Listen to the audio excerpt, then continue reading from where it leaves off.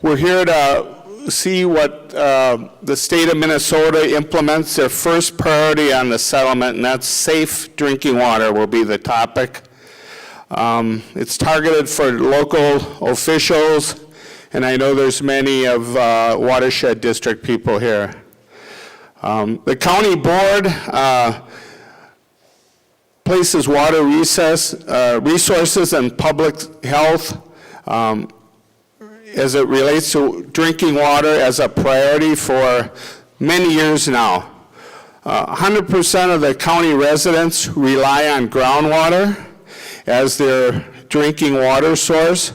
We have some unique and very serious challenges that threaten the quality of our water due to the contaminants of the perfluoros, the PFAS, previously known as PFCs, and other chemicals. The contaminations combined with the widespread use of groundwater resources in the East Metro area affects the quality of clean water and the available of drinking water. We are a growing community, expected to add 50,000 people throughout the coming years with new homes and businesses. By 2040, 50,000 more people. Clean and available drinking water is critical for public health, quality of life, tourism, recreation, and economic vitality. The county has a 10-year groundwater plan, now in its second generation. It's a planning cycle which provides a framework for collaboration. The goal of the plan adopted in 2014 is it's a marriage between the quality and the quantity of groundwater in Washington County, and to protect the public health, ensure sufficient supplies of clean water, and to support human uses and the natural ecosystems. For many years, the county has been a collaborative and convener of water resources throughout the groundwater plan that we have. I'd like to encourage those in attendance to think about the intergovernmental collaboration and cooperation needed during the process. Our goal as public entities is to work together to ensure the health and safety of all our residents. While our communities have been faced with this challenge, what we have before us is now a unique opportunity, a moment in time to be thoughtful on how we can work together to provide clean, safe water and a sustainable drinking water for all our residents well into the future. Thank you.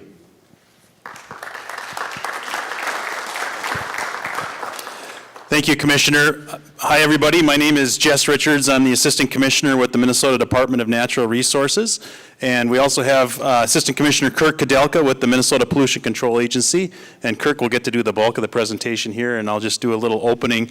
Before I move forward, I just also wanted to recognize our community and citizen work group members that are here. I see a number of you in the audience, and these folks have been extraordinarily helpful in the work that we've done so far. So maybe you could stand up so folks could know who you are, and just thank you for your work so far.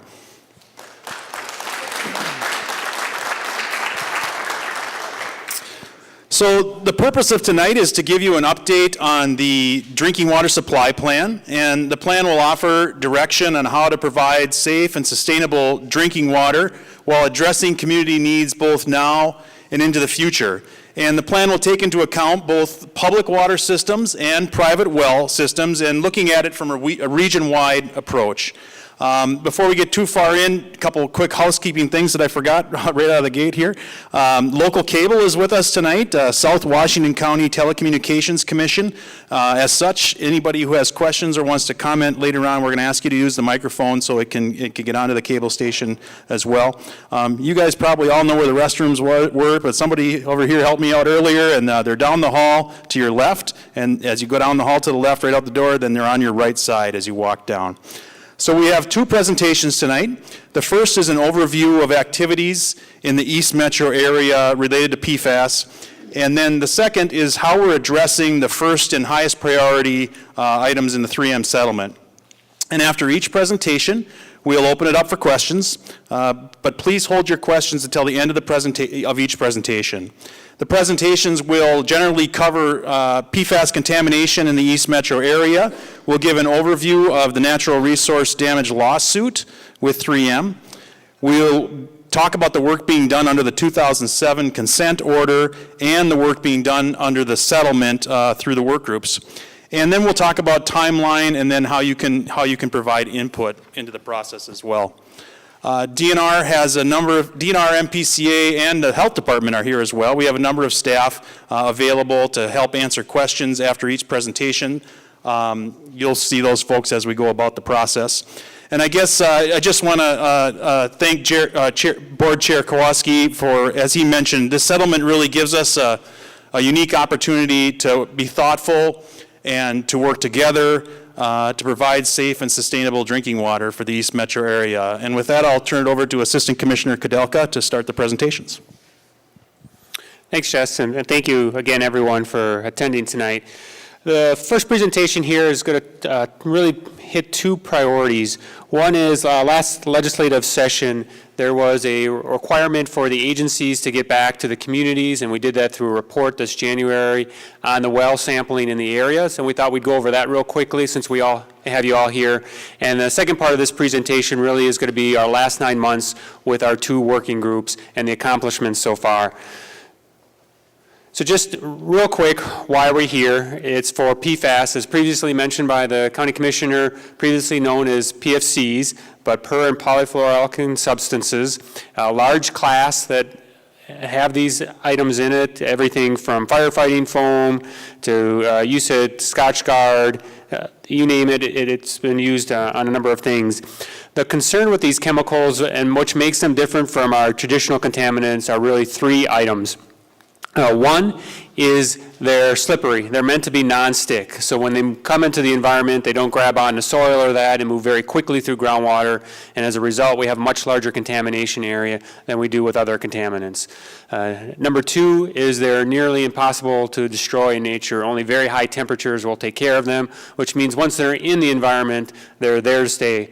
And then three is that they bioaccumulate in humans and our fish populations so that even small doses over time build up and have an impact greater than what may just be present there through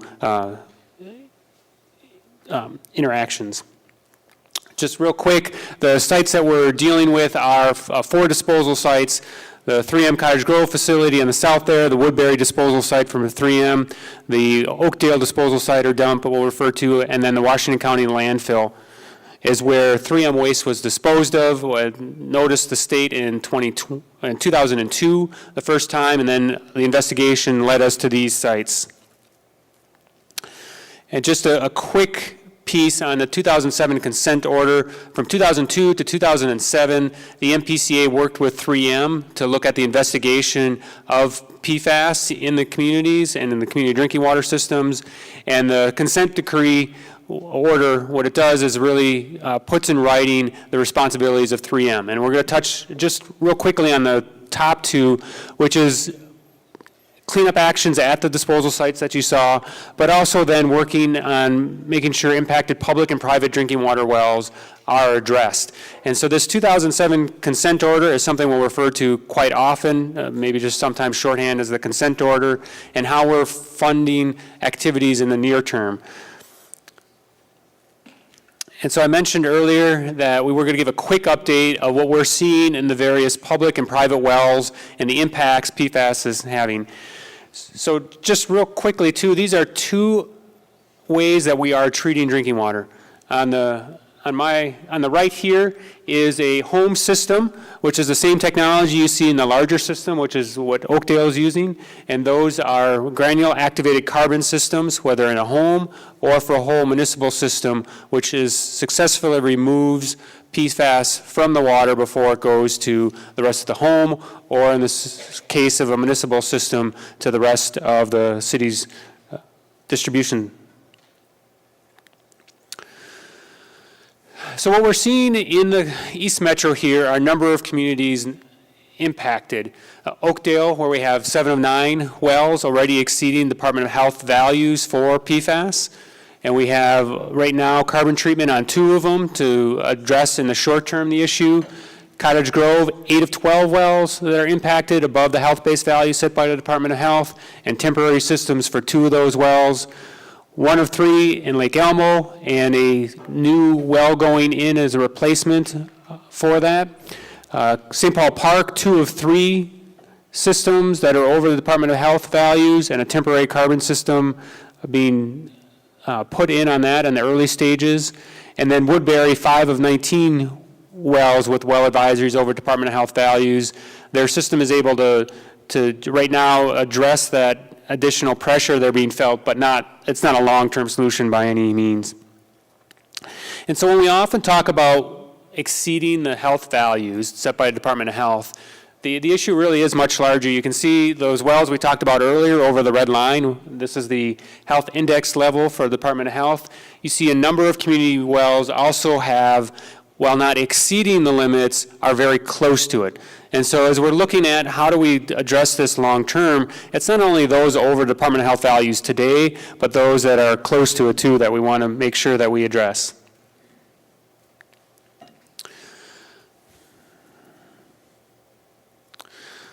So we're seeing the same thing in private wells. Prior to 2016, we had about 1,000 wells with treatment systems, 100 wells with treatment systems in it, and monitoring another 200 or so.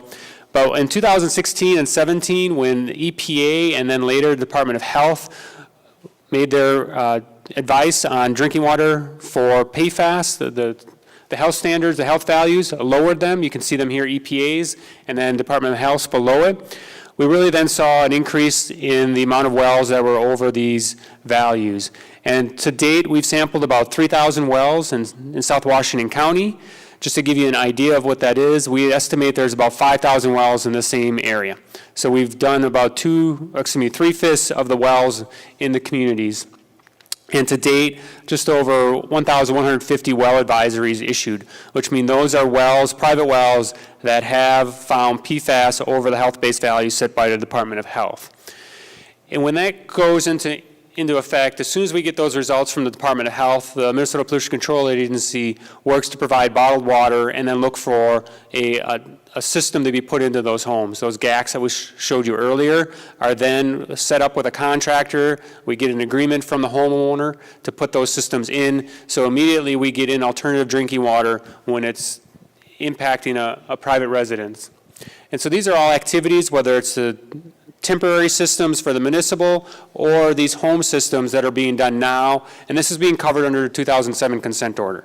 So while we're doing the planning long term for the 2018 settlement, we are addressing the needs as they come up right now and not waiting for that to a later date. And this is just a visual map of where those are. The green are the ones with well advisories. You can see really focused in on West Lakeland Township, Lake Elmo, Cottage Grove, Great Cloud Island Township having the most of them. And then the other blue dots are ones that you can see where we've sampled, but they're not over the health-based values. This is a map, an interactive map that's on our website on 3msettlement.state.mn.us that you can go to. You can type in your addresses, and then you can see, for instance, if you're new to the community and bought the home, if your home was sampled before you got there, or what if it was sampled, your neighbors have been sampled.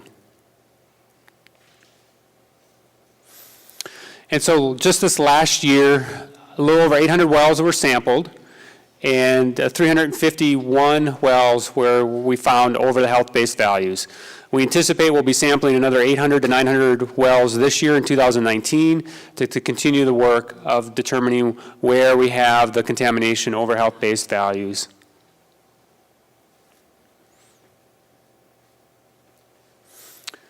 And so as the work's being done right now under the 2007 consent order, we've had previous meetings and just want to real quick highlight again what the 2018 settlement contained. $850 million grant for natural resources damages to the state. As we've talked about, there's really 3 types of lawsuits or actions that are taken when there's a contaminated site. The first is a superfund, where we go to the source, address the issue like we did with the actual disposal sites, and then start working and reactively to deal with any other impacts felt, whether it's at a home or a municipal system. And that's done under the Superfund authorities. What that doesn't cover is the larger damage to the aquifer done here in South Washington County, and also the fish populations. As many of you know, there are fish advisories for Lake Elmo and also the Mississippi River because of PFAS in high amounts in various species of fish. And so those damages are not really calculated into the Superfund process, and that's why we have the natural resources damages. And so that's why this lawsuit was taken care of. The third one, and one that we often get questions about, is what about personal property damage or personal injury? That's a type of lawsuit that's not covered by this settlement. It is something that the state agencies nor the AG's office can take on behalf of private citizens. That is a private action that can be taken. So $850 million went to the state as a grant. $720 is immediately available for long-term solutions. The difference there is the legal fees and the expert witnesses and everything that was done for the lawsuit, and also some small other items, including a 2007 invoice that 3M had covered under this for some of the earlier actions done. But it really settles down into two priorities. One is clean and sustainable drinking water that's needed for the communities. And this is not only the issue of quality, but quantity. So we're looking at making sure that treatment or new wells are provided for drinking water, but also what is the overall quantity of drinking water, the underlying aquifer available to these communities. You saw how the communities are impacted in terms of quality when we looked at the wells, but we also know communities that are looking to grow are also negatively impacted by the amount of quantity of groundwater available to them. And so how do we address that also? We got to make sure we think of both of those aspects. If there's money available after we meet that priority and the goals there, it can then be used for restoration and enhancement of natural resources, except for $20 million, which is immediately available to that second priority. And this would be, again, looking at the fish populations that have been impacted, damage to the underlying aquifer, a loss to outdoor recreational opportunities, those type of actions which can be done, and that's what that $20 million will go to. The settlement restricts how the grants can be used to these uses, and only once the first priority is met, then can money be used on the second priority, except for that exemption for the 20 million. And then if all the needs of the East Metro are met, which we don't anticipate would be the case, that all the money would be going, we anticipate all the money would be going to these, there is the ability for it to go to statewide water sustainability efforts. Strong expectations for community participation, and we'll get a little bit into that in a little bit, how we've handled that. And then really important, it preserves 3M's obligations under the 2007 consent order, and it really acts as a bridge to the long-term solutions that are paid for by the settlement, be paid for by the 2007 consent order. So we know this is confusing, so what we have is this graphic here. As you can see, from 2007 when the consent order was enacted all the way into the future, activities at the disposal sites will be covered by 3M under the 2007 consent order. The short-term fixes for safe drinking water, the stuff we talked about earlier today about the municipal systems, for instance, the temporary systems going into St. Paul Park, into Cottage Grove, into private homes, that's being covered under the consent order until it reaches a cap of $40 million or 5 years, whichever comes first. And that provides us the bridge then and the time to devise the long-term solutions here under the 2018 settlement agreement. Now, if we use all the dollars in the 2018 settlement agreement to deal with the drinking water issues and natural resources damages, the consent order kicks back in so that if there are additional needs for drinking water or the disposal sites, the consent order carries it on those duties. I mentioned community involvement. We've created 2 working groups. One is made of local units of government under the government and 3M working group, and the other is a citizen and business working group. Those are volunteers that are residents of the South Metro area or work in the South Washington County area. They are providing recommendations on the projects and priorities, and we'll talk a little bit more in depth in their activities. And then the final decisions are made by the co-trustees for natural resources damages, which is MPCA and the DNR. These groups really work as a policy platform, adding questions about values, prioritization. And then below them, we have a subgroup, which we've started up already. The drinking water supply group works on the technical aspects. Is this technically feasible? What are the cost estimates? What are those type of pieces? So we really have the two different, between the work groups and the subgroups, which are technical groups, really work on two different aspects, but they work together. We have not yet started up the groundwater protection and sustainability and conservation and recharge group. This would deal with more of the underlying aquifer because we're focusing right now on the drinking water supply. The same goes for the natural resources restoration enhancement group. That was something that will be started in the future at a later date. So these work groups first started meeting in July. We've done a number of efforts. We started at a very high level, working with a common understanding of not only the impacts to the South Washington County here, but also about the settlements, and then started looking at what do we want this to look like 20 years from now. We look back, what do we want to say we accomplished to set our goals? Those goals then worked in a little deeper level in the criteria, which we're now using as we're making decisions, and those are the draft screening and evaluation criteria that's been created by the group and the agencies, along with creating local government capacity grants so that the technical aspects of it, especially some of the townships and those smaller communities that don't have the technical ability or staffing, can make sure that they're on an even playing field with everyone else. Everyone has the resources they need to provide that technical resources to be part of the conversation. We've done a number of presentations, including, I mentioned, the PFAS history. We've brought in multi-community water systems to start having conversations about what that might look like. And I know this is an issue that we get a lot of questions about because we did bring in Lincoln Pipestone and also the St. Paul Regional Water. And this was done for a few reasons. One is really what are different ways that multi-community systems have been built? How have they worked together? What are those governance systems?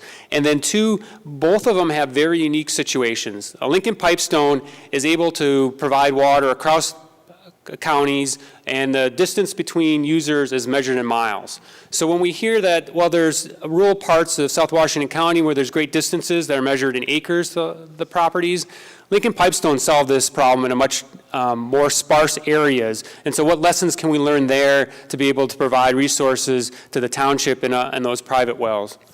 We brought in St. Paul Regional Water also because of urban metro multi-community system, but also looking at the idea of surface water and what is that potential. Now, I know this has led to a lot of concerns by folks that the state has already made the decision that we would be hooking everyone up to St. Paul Regional Water. That is not the case. I just want to really quickly dispel that rumor. The state has no desire to put any community on to St. Paul Regional Water. It's up to them. The state is not going to make that choice. If they don't want to be, that's the way it's going to be. But we do find that they provide some very interesting pieces of information on how both of these groups have worked on this issue and addressed various aspects that we're facing here in the East Metro. We've also had conversations on treatment systems, various types, whether it's the granular activated carbon you've seen or other types of treatments that are being used in other parts of the nation or the world, and also different size treatment systems, whether we're looking at everything from very small that fit on the person's tap to community systems, so maybe it's a neighborhood has a community treatment system, to the very large one, which might be multiple communities. And as Jess mentioned, we've also put in motion a developing of a conceptual drinking water supply plan that'll be done at the end of the year. And this really we're going to talk about in the next presentation in more detail, but going to outline how we address the issue for all 14 communities that are impacted. Also, since we know that that's going to take some time, not only for the planning, but for its implementation, we're starting to and have an expedited project process in place so that we can get some projects moving now while we're still doing that. So again, while we're doing this long-range planning and implementation for the long-term future, we have the 2007 consent order. So if there are private or public wells that need addressing, we can do that immediately and are doing that now. We have expedited projects that will be kicking in to help get some things in the ground using the settlement dollars, some projects on the ground, and then we'll have the conceptual drinking water plan following that up very shortly afterwards for the long-term solutions for the entire region. I mentioned the subgroup, the Drinking Water Supply Technical Group, started meeting in December. They've dove into community profiles, looking at technical approaches, a number of our modeling of all the systems in the area. For instance, each community has their own drinking water system model, but necessarily not on the same platforms. So getting that all to work together, in addition to what is the underlying groundwater situation in the region. And so those are some of the things that the technical group is working on. Outreach, we have our regular work group meetings, which are always open to the public, and we usually have 2 different times during it for public comment and questions. We have our website, which has email listserv on that allows anyone to sign up. And what we send out for any member of the public is the agendas, the presentations, meeting summaries after the fact, including we have liaisons in the citizen and business group and also the government 3M group that provides their own feedback, their own perspective that's a different flavor than what the agencies are putting together as a summary. And then we have regular legislative reports, twice a year, financial types of reports, and status updates to the legislature. So just in summary, we're working on priority 1 right now. We have the Expiry Project process moving forward, the conceptual drinking water supply plan moving forward. We have not started on the water conservation plans, which would be subgroup 2. That will be at the end of this year or early 2020. And then priority 2, again, while there's $20 million immediately available, we haven't started that up and won't into the future. And finally, priority 3, remaining funds. Again, the agencies have no interest or no desire to use it at all on priority 3. We will be using all that money on priorities 1 and 2.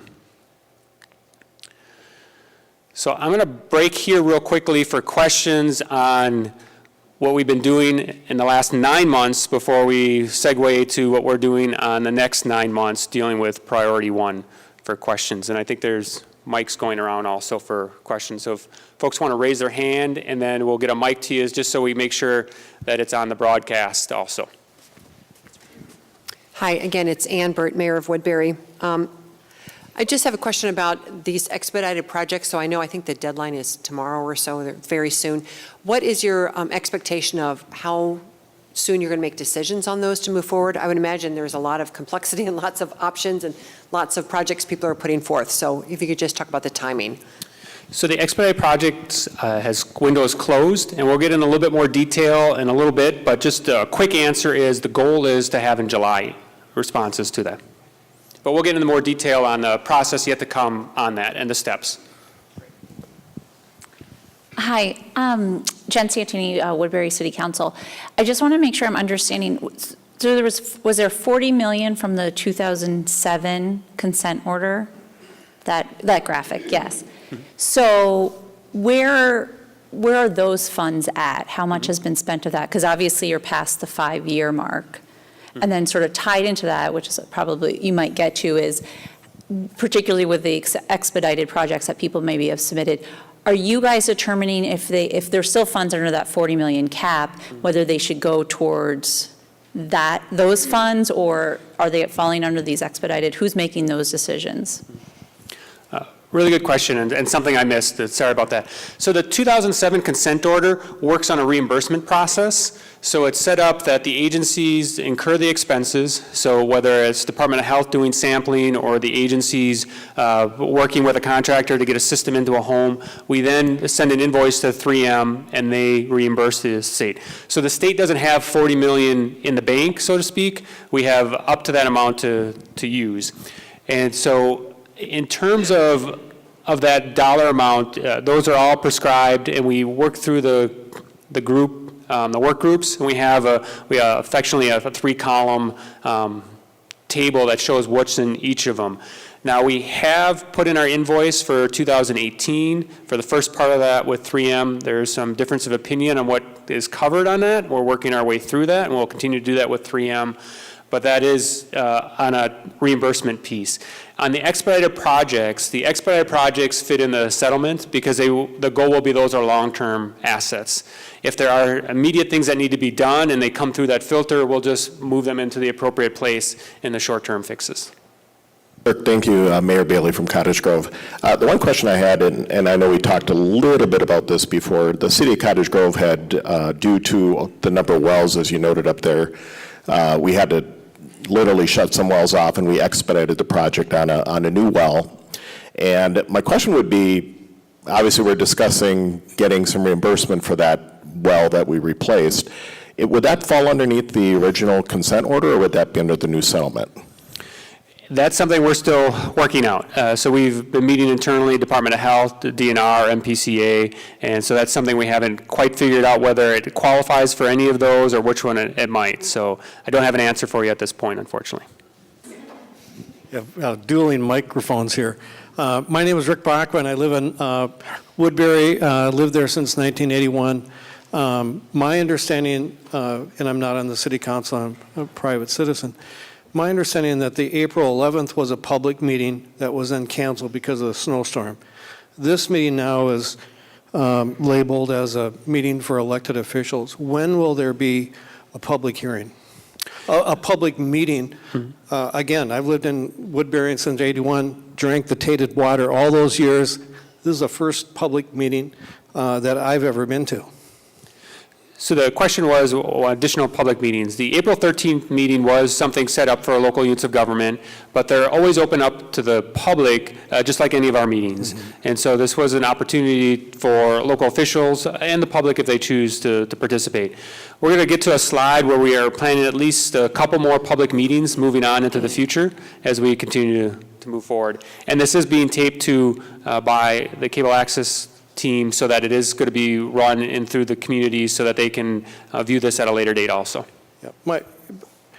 My additional concern is that there are now people in Germany that know more about this process than 99% of the people that are affected because of your presentation to a group from Bavaria, I believe. So again, I think it speaks to the priorities, and citizen involvement is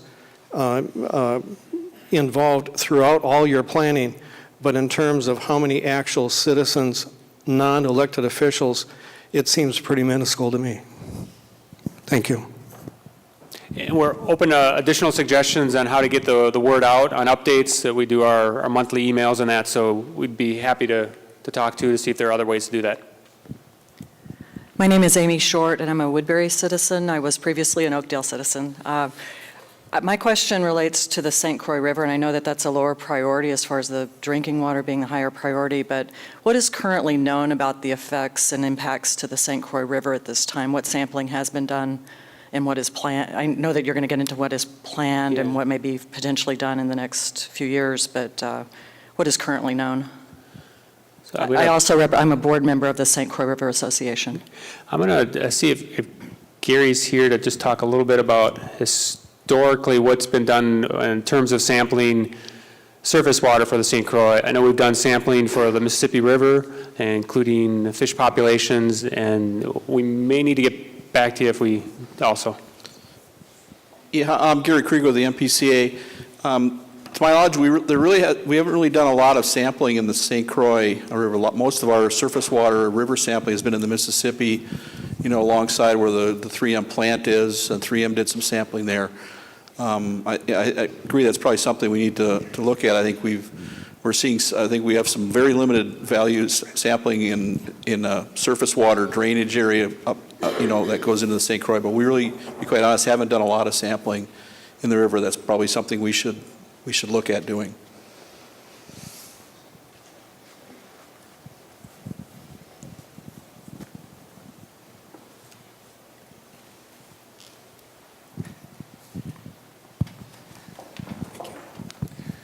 Hi, my name's Chris. I'm a Woodbury resident as well. Unlike this gentleman here, I'm actually new to the area. We have a young family. We've been here about a year, and a lot of this is new to us. And so this question is coming more from, really reading and seeing lots of unreliable sources on what the effect is. And so it really just a very basic question. Can you elaborate a little bit on when you say things like health-based values and whatever. So what really is the concern with, you know, the PFCs in the water? And as a resident who has, you know, public access to water, not a private well, public wells, is there anything that myself or my neighbors should be doing to mitigate even the public provided water? Just if you don't mind, a little bit more of a general question there. I'm going to ask our colleagues at Department of Health to help with that one. Thanks, Kirk. My name is Jim Kelly. I'm with the Minnesota Department of Health, and I can touch on a couple of your questions. This family of chemicals, per PFAS, PFCs, perfluoroalkyl chemicals, however we want to refer to them, has been a class of chemicals that has really only been studied, you know, substantially over the last 15 to 20 years since they became known. What we've seen from both animal studies and human toxicology, human epidemiology studies, is that there are some concerns about potential health effects from long-term exposure. These chemicals, some of them can build up in your body and be passed on to a developing fetus where they could be associated with certain developmental effects. They appear at high doses to impact the liver and the thyroid and potentially the immune system. And so there's a number of different health concerns that we've observed in the scientific literature associated with these chemicals. And much of this work that's been done in the setting of health-based values or guidance values is to try to prevent those types of impacts from ever being observed in a human population. So we set thresholds that people could theoretically be exposed to for up to a lifetime with really a negligible risk of any types of health effects. So we're trying to protect against some of the things that we see in these animal studies. With regards to the municipal water supplies in the area, they're all being tested, have been tested regularly for up to 15 years now. Those that have required treatment have gone ahead and done that or made other alterations to reduce the concentrations of PFCs in the water that's delivered to homes that they serve, so that no additional actions need to be taken on the part of residents. Any residual PFAS levels that still could be in the water are far below the health-based guidance values that we set. So we don't recommend that people are served by their municipal water systems or community water systems. They really don't need to do anything on their own. The city's already been taking those actions with the assistance of MPCA and the DNR through the settlement and through other avenues as well. There's lots of information on our website, on the Department of Health's website, about what we have, what we do know about these chemicals, why we've been concerned about it, how we go about setting those health-based guidance values and what they're based on, as well as other information about treatment and other things that's been touched on here tonight. So there's just a wealth of information there. Or call us at any time if you want to talk about it further. We're there to answer questions from folks who have concerns. We do it every day, and we're happy to talk with folks as long as they have questions for us. And we'll have staff here at the end too for one-on-one conversations if folks have it. I know we've got another question here, but real quick, on our website, it's 3msettlement.state.mn.us. It not only talks about the settlement and what's being done there, it has those links to the Department of Health that Jim talked about. It's really a one-stop portal to get to other places that are connected, whether it's on Department of Health, Minnesota Pollution Control Agencies, or other websites. In addition, it does have an email listserv for folks to sign up and get those updates from on the work group meetings, the agendas, the presentations, the summaries, and all that also. Lisa McGinn, Lake Elmo City Council. On your priorities, the first priority being drinking water, second priority habitat.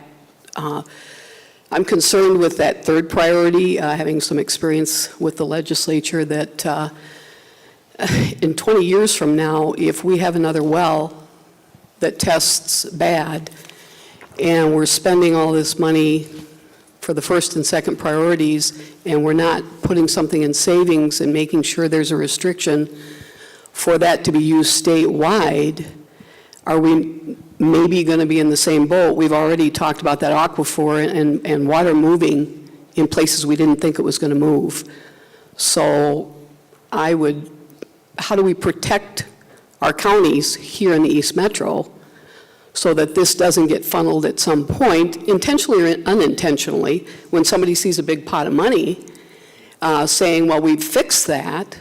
Well, if we have another well go down or one of our landfills, something else happens there, how do we protect that money so that there is money in the future? Because clearly, it's an expensive issue. A really good question. And so I think there's a couple layers to that. And first, I want to just talk about the settlement. Before money can move from priority 1 to priority 2, the agencies have to basically certify that the goals of priority 1 have been met. And the same for priority 2 before moving to priority 3. And so that there's the steps that have to be taken to make sure the needs are met in those areas before it could ever get to number 3. We don't see a scenario where we would be able to meet the goals for 1 and 2 without using all the dollars. In part because of that second part of your question about, well, what about contingencies in the future? And so this is one of the things we just talked about with the work group in May, is how do we plan for contingencies? Not only any system we build, we're going to need operation and maintenance costs. We're going to need to recapitalize those projects 30 whatever years out when they run the lifespan of their projects. And then what if standards change or there's something else that we didn't know before? How do we have that conversation about how is money, either we plan, put it in reserve, or how do we do that? So we're starting those conversations, and that's how we want to address those long-term contingency needs, long-term needs and the contingency issues, and one of the reasons why before priority 1 and 2, we don't see any likelihood that they'll be available for priority 3. Having said that, things change. One of the things that is built into this is, as 3M and the state was building on this settlement, is we saw what happened to the Baca endowments at the state level. So we did put in protections there so that if there are situations where, for instance, the money is used in a different way, the agencies or 3M can go to the courts, and that will protect that it's only allowed for these certain types of uses. So it's additional level of protection that we have seen because of previous state settlements. We've built this one differently to build in more safeguards as a result.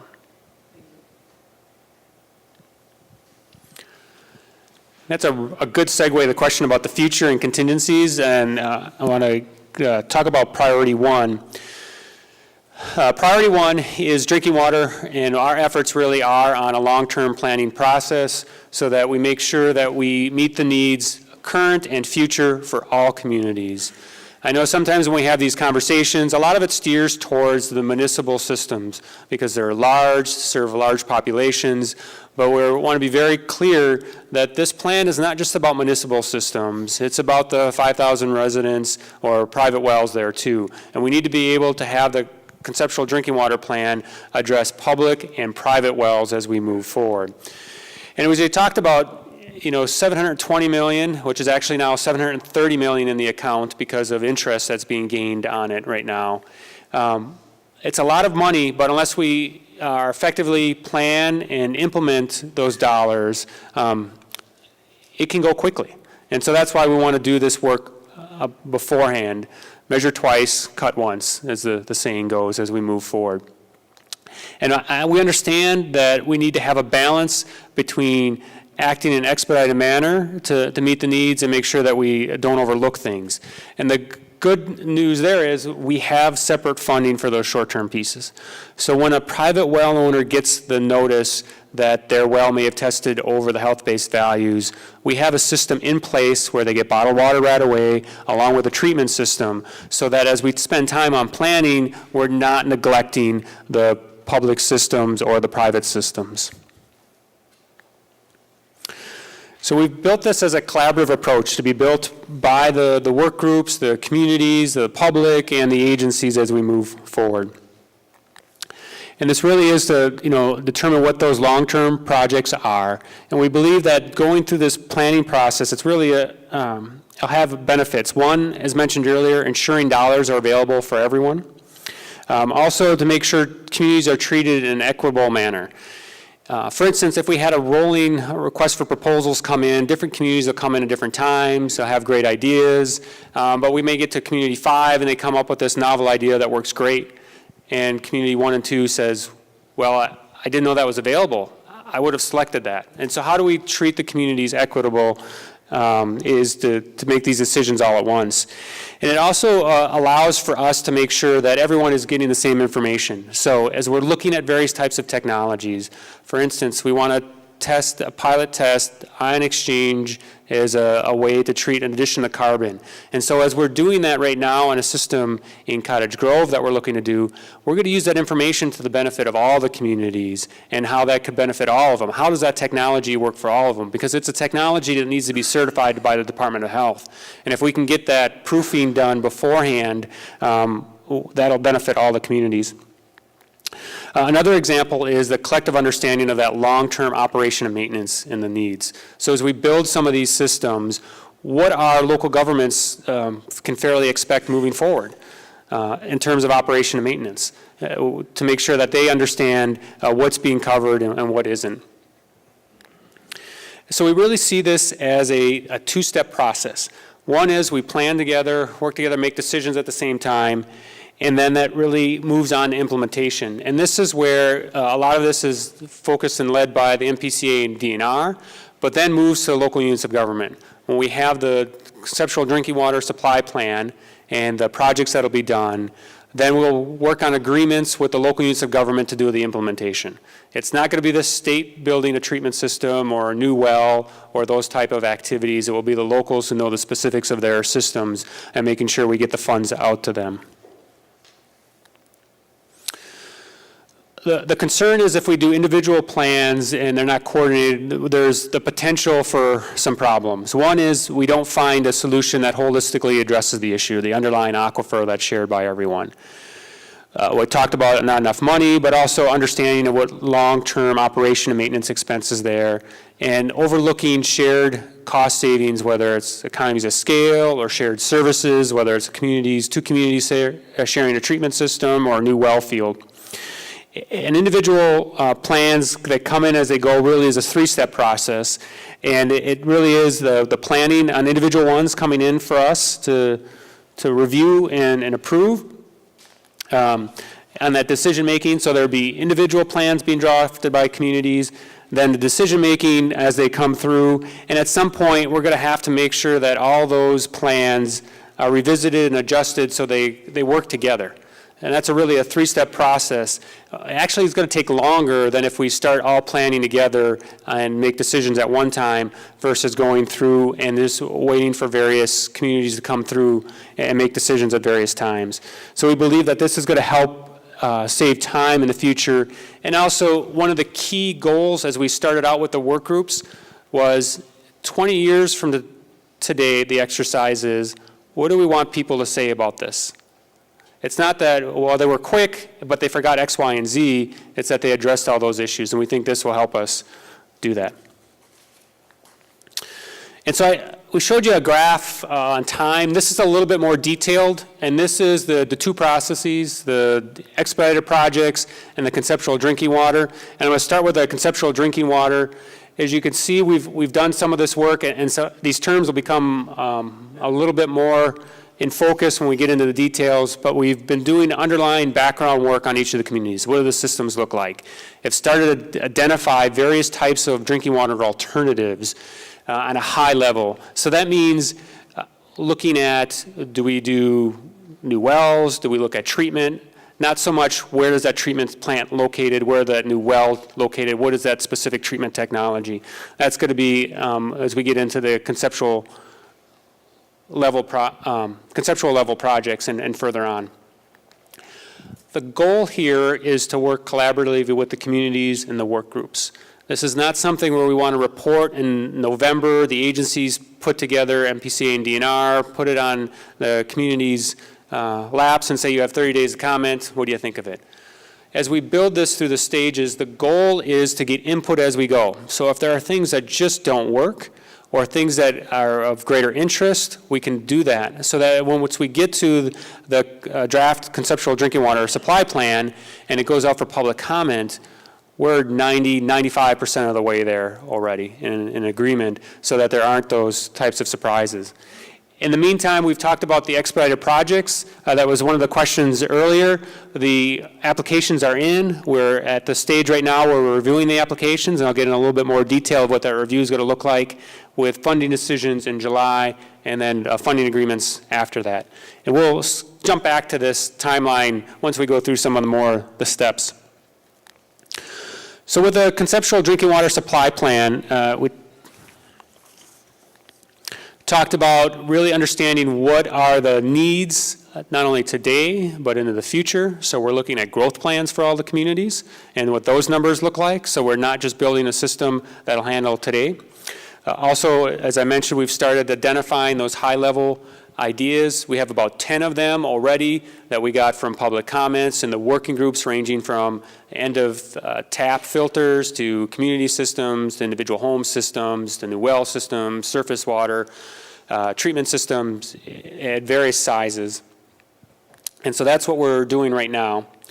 The next step is identifying individual concept level projects. And so this is where we started talking in the last work group session about specific projects. So that means, okay, we're talking about new wells. So what does that look like?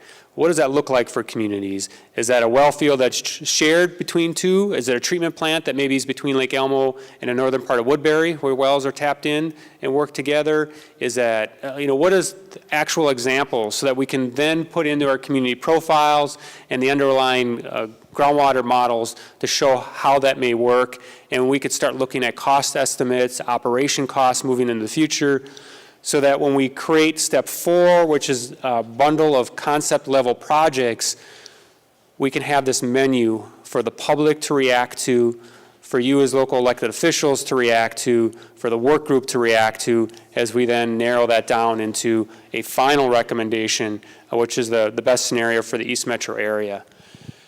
Now, that final report, will everyone 100% be on board? I think that is our goal, but we understand that we will need some work on it as we move forward on it through these stages.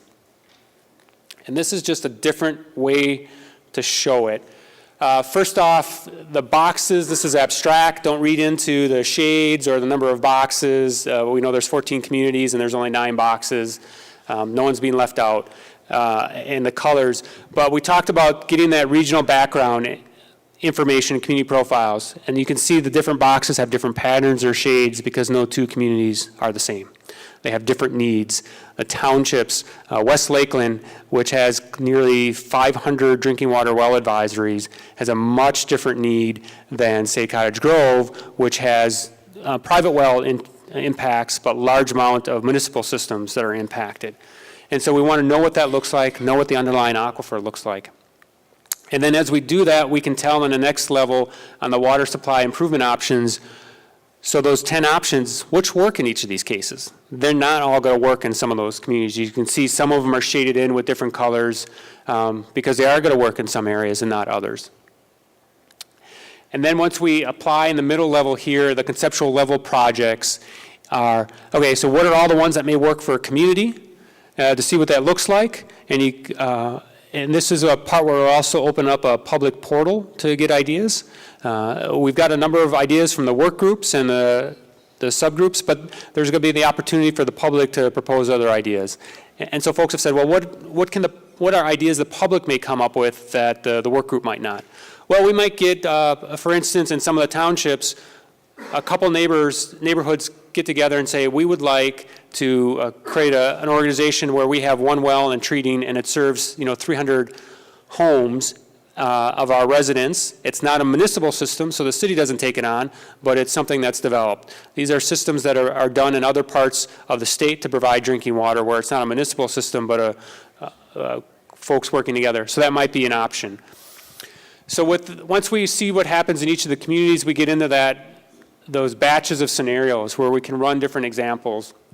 And you can see in some cases we have individual boxes, but in some cases we have one big box, which might be that's one system that can meet the needs of a number of communities.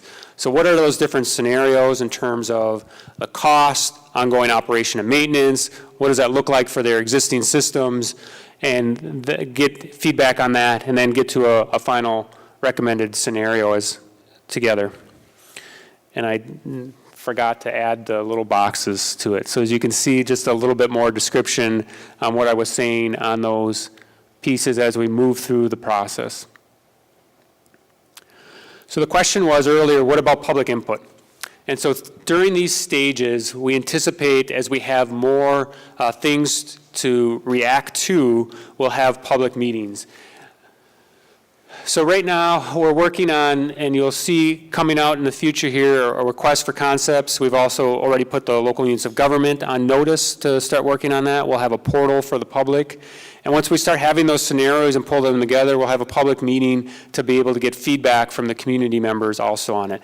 This is also times that we're going to be asking the local elected officials in their township board meetings or their city council meetings to have conversations to get feedback to your representatives on the work group so that we get that in there. So we're going to get multiple layers of feedback into the process. One of those will be on each one of these last phases, so the conceptual level projects, the scenarios, and then finally the final recommendation and a report. This chart just shows it a little different, and I just want to highlight those last 3 steps we talked about, and these dots are anticipated public meetings that we would have to provide more information, and these would be would be publicized so that folks could attend, and we're looking at meetings, grabbing my dates here, July, August, September, October, November, December periods of time. So if folks would like to get notice, we'll work with the local communities to get that out on their newsletters and that, also our listserv and other opportunities. But we anticipate as we move forward on this and start writing the plan, we get feedback as we go. Again, the goal is not to plop a report, 100-page report in front of people, have 30 days to read. There should be no surprises in that draft that comes out. So what are some topics that we need continuing input? We've had some very high-level conversations on these 5 questions you'll see here in the work groups. What we've been doing is introducing topics, whether it's different types of treatment or questions, talk about them in general, and then we'll come back to them when we start layering that on to specific communities and how it impacts them so that we get that 2 levels of input. The first is what types of alternatives versus treatment versus new groundwater, surface water sources, the individual community systems versus regional shared services. Do we build a treatment plant or a new well field that serves multiple communities, or do we just work on efforts that address the existing community systems all about? One that will need a lot of input on, especially from the public, is the private well treatment and collective drinking water systems. As I mentioned, we had Lincoln Pipestone come in. They are able to provide communities water when we're distancing between properties. We measure it in distance of miles. We have, as it showed in that earlier map, tight clusters in a lot of townships with private wells where we have a lot of folks together. Does it make sense to run water lines through not necessarily a full-blown municipal system to provide drinking water to those private wells? Does that make sense long-term to provide safe drinking water to the communities and also reduce the ongoing operation and maintenance costs and intrusion on people's homes by us coming in every year and doing change out? Those are things we're going to need feedback from the public on. What level of precautionary measures? We threw up that real quick, that chart that showed all the community wells that are over the health-based values. There are a number of them hovering really close to it too. So what do? Do we start building some of those systems for municipal systems and build treatment or alternatives to them? How do we treat the same thing for private well owners? Making sure that if we do one for municipal, are we doing the same for private well owners to make sure that they're treated in similar manners? So how do we do that? Does that mean there might be more upfront costs? Do we do a system that way? We spend a lot of the settlement upfront costs knowing that operation and maintenance, there's less money for that, and maybe if communities are looking for more measures to be implemented, maybe that then falls on local communities to cover those ongoing operation and maintenance costs. Those are the trade-offs that we're going to have conversations about. And the last is long-term operation and maintenance expenses. DNR did a really good presentation on how they look at this in terms of financial assurance for mines, and how do you have to go through that financial exercise? How do you start looking at how often do you think you need to build a system? Remember early on I said these chemicals have 3 traits that are different from others, and one of them is they're very hard to destroy in the natural environment, if at all. So we're not looking at things in terms of decades, we're looking at systems and plans that need to address more than decades, our lifetimes, multiple lifetimes. So those are some of the things that we'll continue to need input from the work groups, from the technical subgroups, from the local elected officials, from the public at large. We're going to need this feedback, and as we'll do that as we bring more examples to you so you can see some concrete ideas to react to and not just theoretical. So that's the conceptual drinking water supply plan. The next is the expedited projects.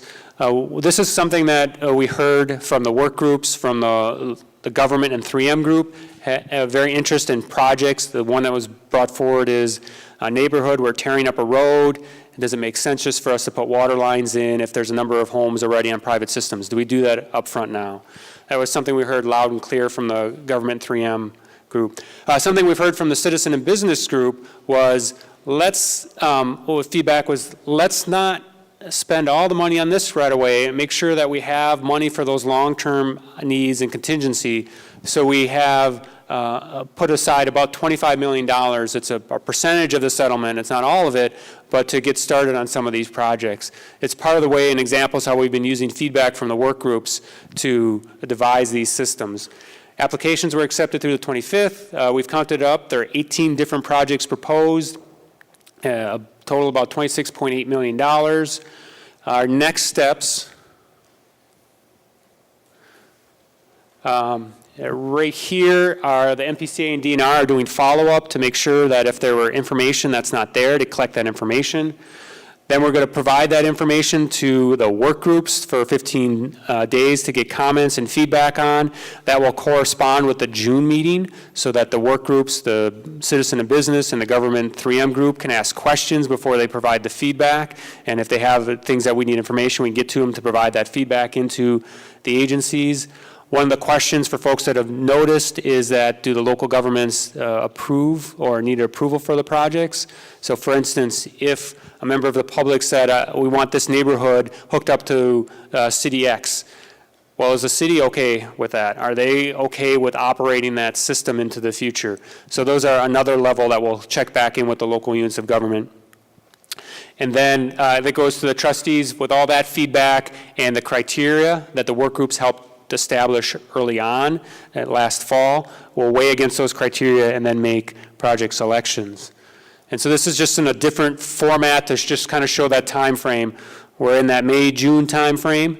June we'll be getting feedback from the work groups, and then in July with decisions being made to get that out for working on funding agreements. One of the things we've heard is that especially if it's corresponding with road projects, we need to get those decisions out soon so folks can start working on those efforts. So in summary, again, the priority one, we've really been focusing on what comes out of the tap, the safe drinking water for all 14 impacted communities. We'll get to the underlying aquifer and that source of the drinking water at a later date, but it's really been on making sure we have sufficient supply. Really, again, this long-term planning, while we understand that it takes time and folks are raring to go, we do think it's going to help make sure that we address the long-term underlying problems, make sure we don't create inequities between communities, and that it's efficient use of the dollars. And we're trying to strike that balance between the two. Again, using the consent order to address issues that need to be addressed right away, to make sure folks have safe drinking water, allowing us the time to build the long-term solutions for the communities. So with that, that is a summary of what to expect on the next 9 months. Hi, Ann Burt, Mayor of Woodbury again. Just back to these expedited projects. So my understanding was the expedited projects were going to be, there's a total of $25 million that's being set aside to consider those projects, correct? Mm-hmm. Okay. 18 were submitted, the deadline's passed, so if you're not in, it's passed. So we're at $26.8 million. So What's the, I mean, are we going to spend all 25 million and only 1.8 million won't get approved? Or do they have to meet certain criteria and you might not spend up to 25 million? Great question. So it's based on the criteria. Are they meeting the criteria? And some projects may not meet those criteria. The other note, too, is we didn't know how much we would get in for asks, and that's why it says about 25 million. If it's 25.3 million, you know, and they all meet the criteria, we'll move forward with the projects. But you hit it on the head. The key is the criteria and the project eligibility. Okay, but if it meets the criteria, the likelihood is it's going to be approved. So I just want to state, I think that's very good news. So, great, thank you.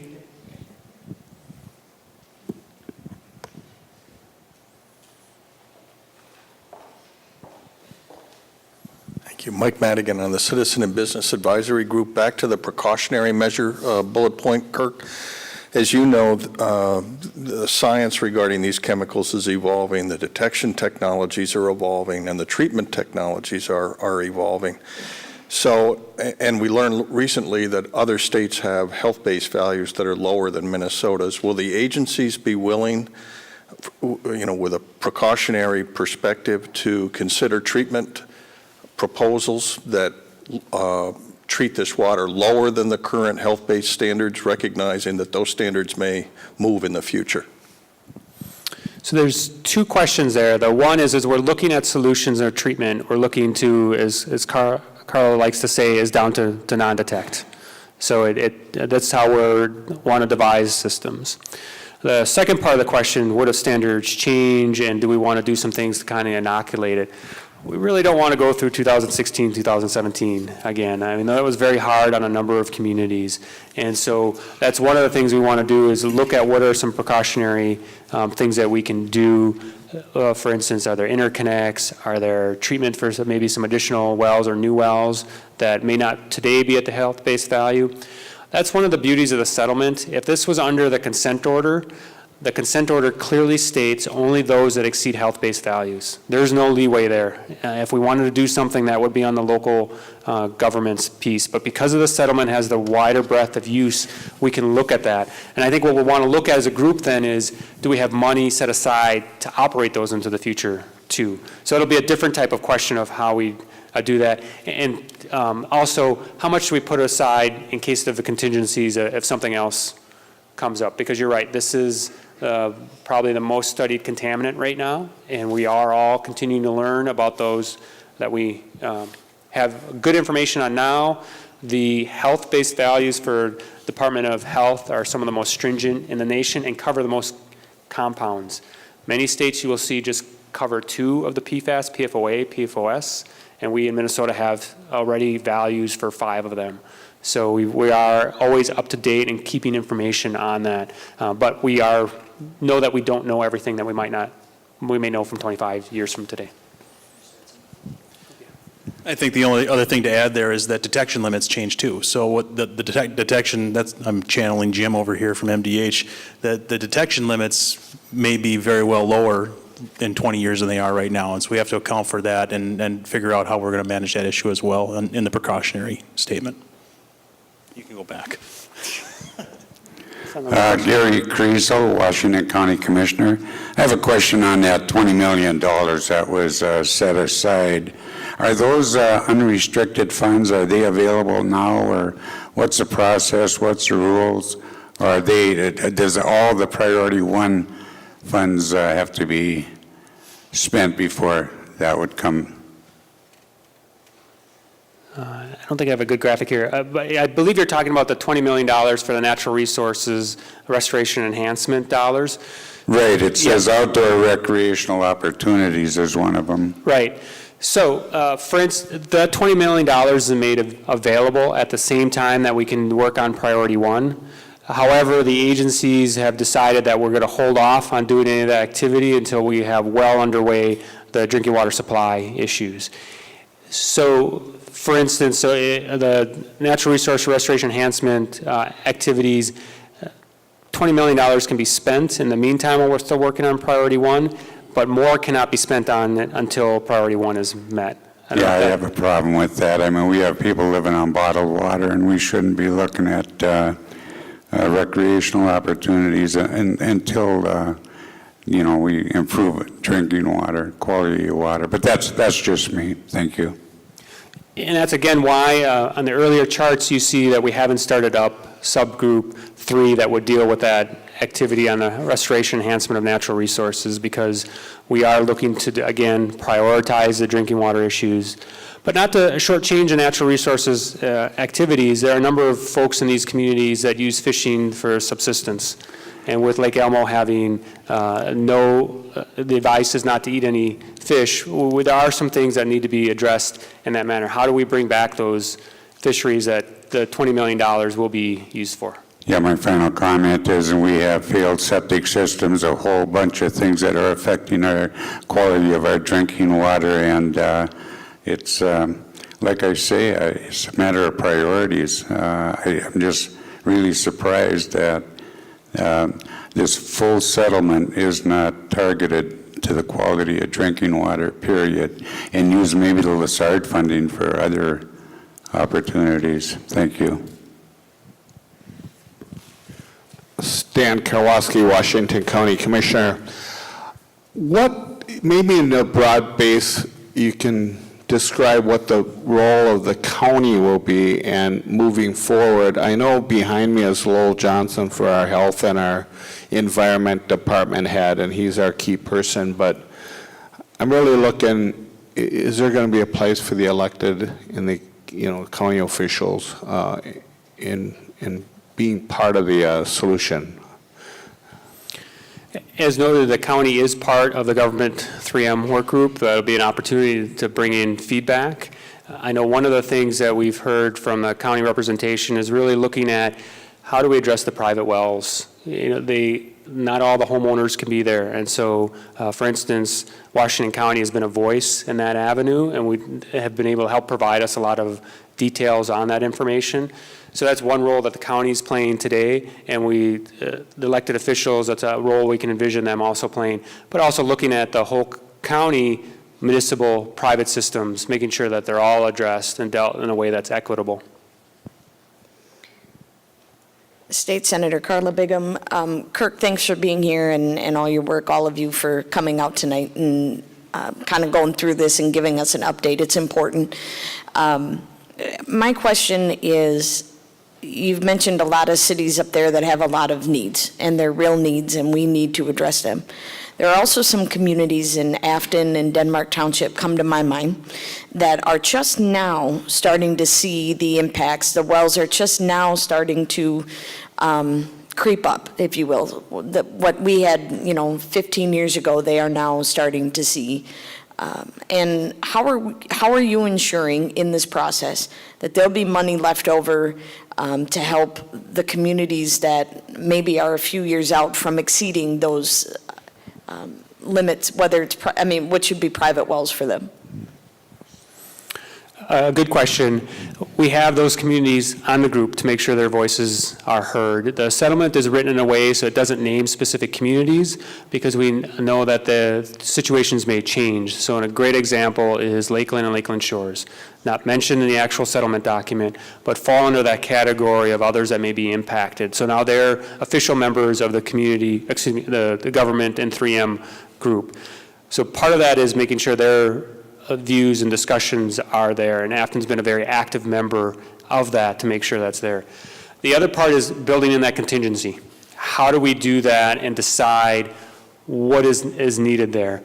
The map we talked about, we're still doing a lot of sampling in some of those areas, especially the Afton, Lakeland Shores, Lakeland, West Lakeland area. So we'll have a better picture, but by the end of the year, we may not have the full picture. So it'll be hard to be able to say exactly how many additional ones we need to plan for, but our planning will bring in the concepts and the ideas that we need to plan for them. The picture, those details just won't be as clear.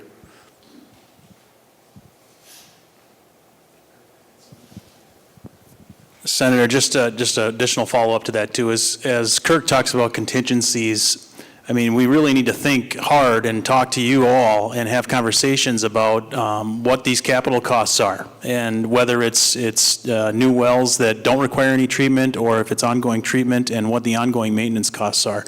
All of those things come into play into how much money you need to set aside. And so, I mean, Kirk talked about this a little bit. We had a really in-depth conversation about this last month, and there's models out there where you set aside 20% of your expected cost. As all of us have built a house or done construction, it's an automatic 10% on top of that just for the things we don't know. And so as we talk about contingencies, we're thinking about those kind of things. We're thinking about what don't we know right now, and how do we have money set aside to deal with those things as well.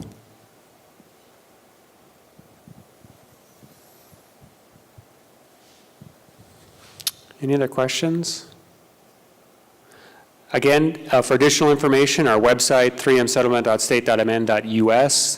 There is all the meeting notes and summaries up there, ways for the public to sign up for listservers. Will be announcements of future public meetings.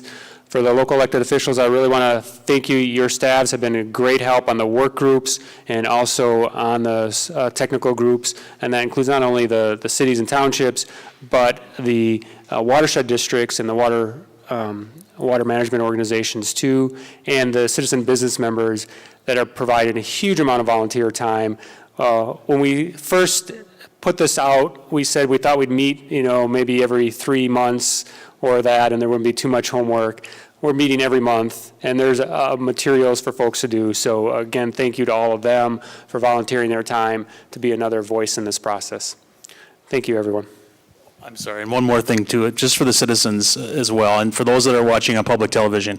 Again, reach out to the agencies if you have questions. Come to the meetings. These meetings that we have with our work groups, they're intense and they're in the weeds in a lot of detail, but you can learn a lot there, and we also will always listen to any question you have, whether you think it's a simple question or not. Our staff are there. We're there for you to answer those questions, so please come to those if you have questions, or reach out to us separately. Again, thank you, everybody.